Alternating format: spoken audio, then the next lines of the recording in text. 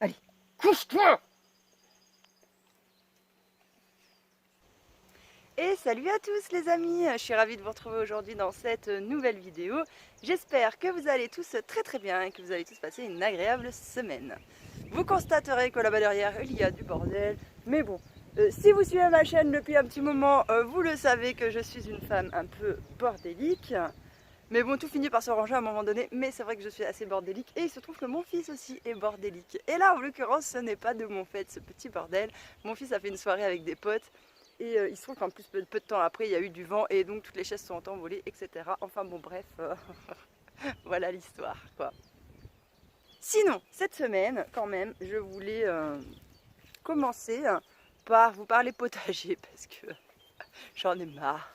En vrai, chaque année, je suis un peu. J'ai un système en fait de- du moujonnage en fait. Je vais vous expliquer. C'est-à-dire que chaque année, j'ai des problèmes avec le potager. Chaque année, je m'acharne à faire du potager et chaque année, c'est la merde. Il n'y a rien qui marche. Enfin bon, bref, c'est le carnage quoi. Et donc, je me dis, déjà cette année, j'avais dit à mon pote Alain, et même à vous, si vous vous souvenez, dans un live, vous avez dit, quand je suis dans ma phase ronchon, je m'en fiche, moi, cette année, je ferai pas de semis, blablabla, blablabla, au pire, j'en achèterai, nanani, nanana. Bref, résultat des courses, la période des semis est arrivée, et bah, qu'est-ce que j'ai fait? J'ai fait tous mes semis, en fait, mis à part aubergines et poivrons que vous avez vus. Donc bon, oui, je sais. Souvent, je ronchonne, en fait, mais après, je change d'avis. Mais j'avoue, j'aime bien ronchonner, c'est mon truc.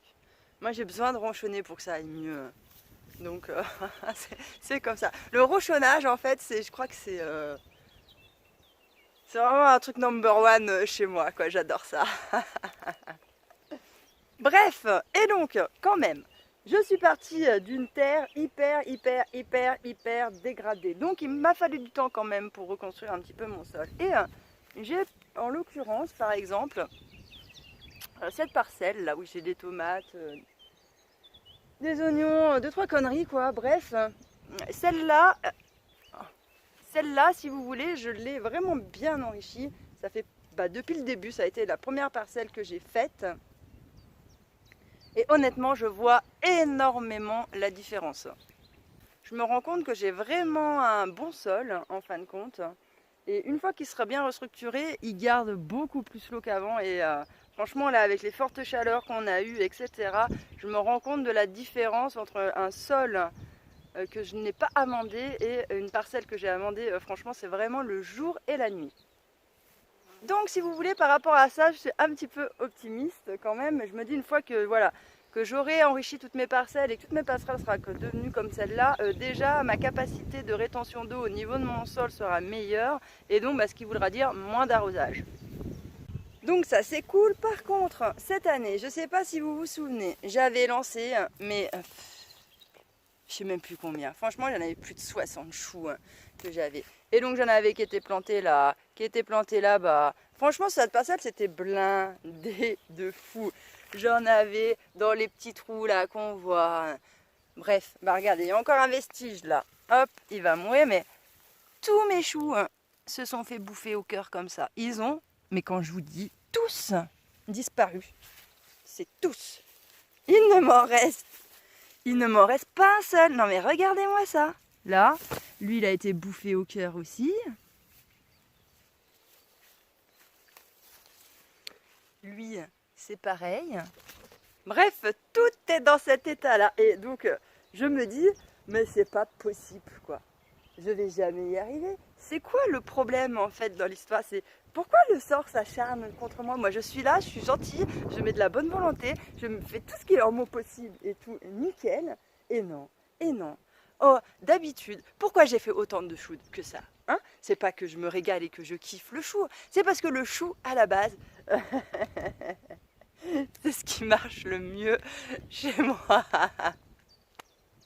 Et du coup, je me suis dit, bah, si les autres choses ça foire, c'est pas grave. Même si je dois bouffer que du chou tout l'hiver, j'aurai au moins du chou. Eh ben non. Eh ben non. Ah putain.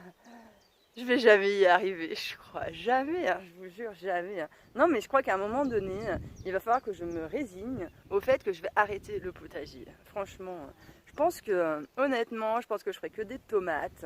Parce que les tomates, ça coûte cher. Et puis en plus, quand on les fait soi-même, c'est quand même le goût, ça n'a quand même vraiment, vraiment rien à voir. Hein. Mais honnêtement, après, je vais arrêter de me fatiguer. Hein, parce que c'est chiant, quoi. C'est chiant, moi je me la donne et tout ça, je suis à fond, je fais tous mes petits, ça prend énormément de temps, c'est beaucoup de choses qui sont consacrées à tout ça. Un résultat, derrière j'ai tout qui me fait bouffer, ou j'ai la sécheresse qui arrive, j'ai tout qui meurt. Bref, du coup, je vais voir un peu comment ça se passe la suite cette année au niveau du potager, mais franchement, si ça continue comme ça, je crois que voilà, dans la serre, j'arrive bien à gérer. Et encore, on n'est pas à l'abri qu'il y a des nouvelles maladies qui arrivent et qu'après, je ne puisse plus cultiver dedans. Hein. Franchement. Donc bon, voilà, écoutez, on verra comment ça va se passer. Mais vraiment, le potager, ça me casse violemment la tête, ça me saoule quoi. Je me dis autant d'énergie pour avoir aussi peu de résultats derrière. Voilà quoi. Donc peut-être en fait ne pas faire de potager pendant quelques années, mais mettre l'accent déjà sur bien enrichir mes parcelles. Voilà, trouver des bonnes solutions en fait par rapport à ça, créer tout un truc et seulement après refaire du potager dans un sol qui serait vraiment bien équilibré, etc. Bref, on va voir, mais voilà, tout ça des fois ça, ça démoralise un petit peu, mais bon, voilà, on fera avec, c'est comme ça. Hey les amis, je vous retrouve ce matin. Je pense que ça se voit à la gueule, j'ai encore un peu la tête gonflée du réveil, etc. Je vous retrouve avec le petit café et je voulais vous raconter une petite histoire. Et oui, encore, je sais, mais vous aimez mes petites histoires. Et c'est vrai que moi, il m'arrive toujours des trucs, je ne sais pas pourquoi, c'est comme ça. Et d'ailleurs, même mon pote Alain, quand il vient ici, il me dit, mais Vénus, moi j'adore venir chez toi. Parce qu'il me dit, il se passe toujours des trucs improbables. Il me dit, moi, comparé à toi dans ma vie, il me dit, je me fais chier, quoi. Couche-toi. Non, parce qu'à chaque fois que je fais une vidéo, à chaque fois, il faut qu'il se mette à jouer pile au moment où je fais la vidéo. Ça, c'est un délire aussi que je ne comprends pas. À chaque fois, c'est comme ça. Et donc, à chaque fois, après, sur mes vidéos, on entend... Oh, c'est chiant, quoi. Bref. Donc, je vais vous raconter ma petite histoire qui m'est arrivée. Enfin, qui m'est arrivée. Ouais, qui m'arrive fréquemment, quoi, on va dire, et que je ne comprends pas. Et donc peut-être vous allez pouvoir éclairer un petit peu ma lanterne, qui sait, on sait jamais. N'hésitez pas à vous saisir de l'espace commentaire pour réagir hein, et m'expliquer les choses. Parce que il se trouve que moi, si vous voulez, j'ai une petite citadine. Et à la campagne, il y a beaucoup de routes qui sont quand même assez étroites. Et donc on ne peut pas passer à deux, si vous voulez, sur la route. Quoi. Il faut forcément qu'il y en ait un des deux qui monte sur le ravin un peu. Ou bref, vous connaissez l'histoire. Hein. Bon, ça, c'est pas un souci. Et donc, l'interrogation, en fin de compte, que je me pose, c'est que, vous m'arrêterez si je me trompe, mais les gens qui possèdent un 4x4, à la base, moi, il me semble que le 4x4... c'est fait pour aller sur tous les terrains et surtout, sur des terrains où des citadines n'iraient jamais. Non, non, non, non, non.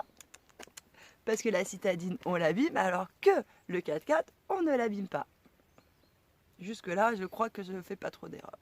Et donc, ma grosse interrogation, et j'espère que vous allez pouvoir m'apporter réponse, parce que vraiment, c'est pas quelque chose qui me perturbe, mais ça me questionne, quoi. Ça me turlupine, quoi. Et en fait, ce que je ne comprends pas, c'est pourquoi, lorsque je croise des gens en 4x4, et je sais que quand on vit à la campagne, franchement, des gens qui possèdent des 4x4, il y en a, mais pléthore, quoi. Pléthore. Et donc, je ne comprends pas, en fait, quand je croise un 4x4 sur ces petites routes-là, en fait, que ce soit moi qui possède une petite citadine, à me mettre dans le ravin. Parce que vous voyez, moi, ce qui me paraît logique, vu que l'autre, il a un 4x4 et qu'il peut aller dans les terrains abîmés et que c'est fait exprès eh ben, on aurait tendance à penser que la personne va se mettre dans le ravin. Et non, j'ai constaté que souvent, les gens qui ont des 4x4, ils ont peur d'aller dans le ravin. Et donc du coup, ils se mettent à la limite, et c'est vous, avec votre petite citadine, qui êtes obligé d'aller dans le ravin. Et vraiment, vraiment, vraiment, c'est un délire que je ne comprends pas. Je comprends pas. Je me dis, mais pourquoi ? Pourquoi avoir acheté un 4x4 si c'est ne pour jamais utiliser le truc 4x4 ? Moi j'aurais un 4x4, mais je le pense le truc tellement je l'emmène dans des trucs de dingue quoi. Vous savez pas vous. Et eux, même un petit ravin de merde, ils osent même pas y aller. Au moins, même ma voiture, ma petite citadine, je suis allée en teuf avec. Je prenais des chemins, des trucs de dingue, quoi. Avec une citadine. Et les autres, ils sont incapables, avec un putain de 4x4, de se mettre un peu dans le ravin ou n'importe quoi. Je comprends pas. Ils me fatiguent, les gens, voyez, voilà. C'est des petits trucs comme ça, mais que du commun des mortels, que je ne capte pas et qui me dit vraiment on vit pas dans le même monde quoi. Vraiment. Parce qu'en fait, le commun des mortels, il a des réactions aux antipodes des miennes quoi. Je sais pas si vous voyez, mais vraiment, moi j'aurais un 4x4, bah, je roulerais avec n'importe où. Eux, ils achètent un 4x4 pour rouler n'importe où, mais ils ne roulent pas n'importe où. Je comprends pas.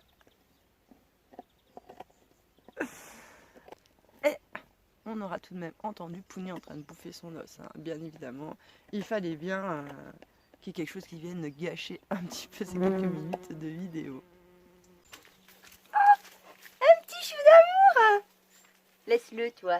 Bah oui, mon amour. Regardez ces petits amours, là. Hep, hep, hep, hep, hep. Pouny, laisse-le. Hep. Qu'est-ce que j'ai dit là? Ouais. Ouais. File de là. Bah alors mon amour, il t'embête, mais bah oui, bah qu'est-ce que ça veut dire ça? Oh là là là là là là, mais quel méchant chien! Ah mon amour. Bon, toi tu es un gentil toi, hein? Bon sinon les amis, il y a quand même des bonnes nouvelles. Oui oui oui, hein, on ne peut pas n'avoir que des mauvaises nouvelles tout le temps, hein, parce que sinon je crois qu'à un moment donné, après on se jette d'un pont ou un truc comme ça quoi. Il faut bien qu'il y ait des trucs quand même, c'est cool. Et donc quand même la bonne nouvelle, alors là, je sais pas si on la verra bien, non on voit rien, elle est par là-bas. J'ai ma poule là, vous savez, ma poule qui s'était fait mal à une patte.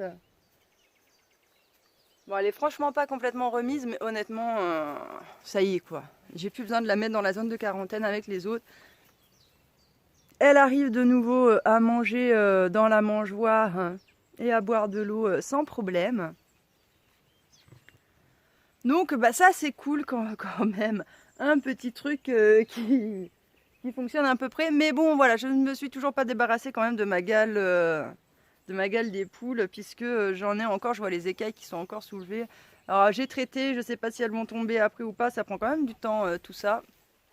Mais bon voilà, quoi qu'il en soit, pour l'instant, ce côté-là, ça se passe bien jusqu'à la prochaine vague de malheur à ce niveau-là. Voilà les amis, nous nous retrouvons à la fin de cette vidéo. J'espère que vous aurez passé un agréable moment en ma compagnie. Je vous remercie de m'avoir écouté et je vous dis à bientôt dans une prochaine vidéo. Ciao!